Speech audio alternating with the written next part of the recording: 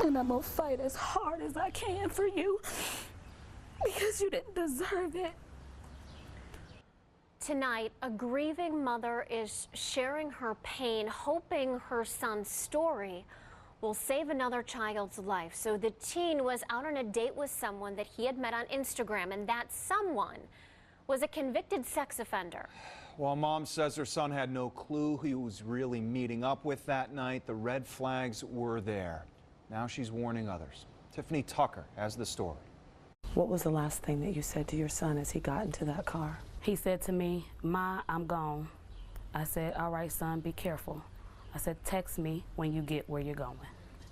And that was it. And that was it. For Tanika McCants, the last time she saw her son tre'von alive is a moment that she relives over and over every day. I kept a tight leash, so for me to let that leash go this one night and then my child not come back home, it's the worst feeling. Back on December 20th, tre'von told his mom that he was going out with a woman named Chanel who he had met on Instagram.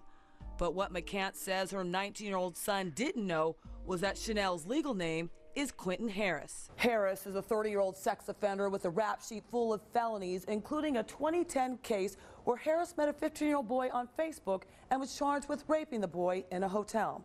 Harris pleaded guilty to abduction and unlawful sexual conduct with a minor. Records show Harris has been sent to state prison at least 7 different times since 2009. McCants says it was just days after Harris was released from prison last November that Chanel started messaging her son on Instagram. After a few weeks of texting, the two made plans to finally meet.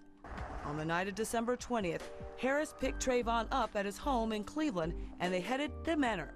They shopped at Great Lakes Mall and later ended up at a Wood Spring Suites hotel where Harris had already booked a room online. Harris told detectives the two started drinking 151 proof rum. Around 2 a.m., Harris headed to the emergency room to have a scratched eye checked out. Harris said that tre'von was too tipsy to come along, so the teen stayed behind in the hotel room. When Harris returned a few hours later, 911, what is your emergency? tre'von was unresponsive. I want you to tell me why you think they're not breathing. Did they take something? No, we just been drinking.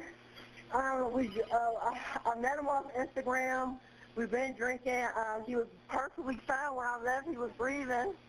And I left him, went to go to the emergency room for my eye. I came back in the room and he's not breathing. I flipped him over and everything. tre'von was transported to Tri-Point Hospital where he was pronounced dead on arrival. An autopsy revealed the teen had alcohol poisoning and suffocated after choking on his vomit. The 109-pound teenager's blood alcohol was .31, almost 3 times over the legal limit to drive.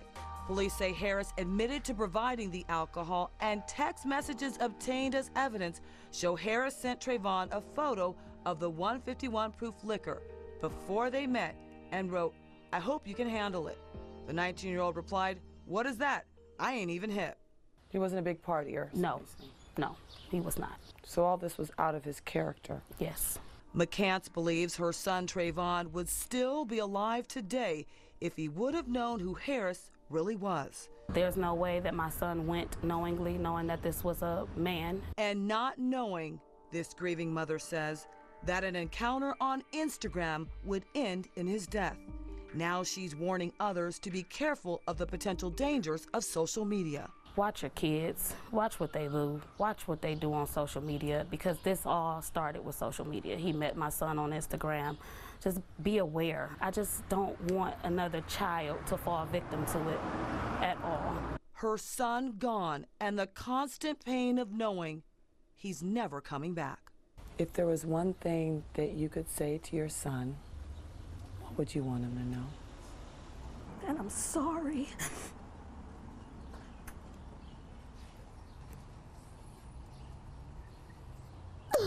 God, and I'm sorry and I love him. And if it was anything that I could change about that day, I swear I would. Oh, God. And I'm gonna fight as hard as I can for you because you didn't deserve it. Harris has not been charged in connection with Tre'von's death and declined our request for a comment. We also reached out to the Mentor Police Department and Lake County Prosecutor's Office to find out why charges weren't pursued in this case. What we can tell you is that there is an active investigation underway. We hope to bring you an update on the story in the near future. Getting Answers, Tiffany Tucker, Cleveland 19 News. Again, Harris was not charged in this case, but days after Tre'von's death, Harris was sent back to prison for violating parole. While the state wouldn't tell us what that parole violation was, they have confirmed that Harris was released from prison today.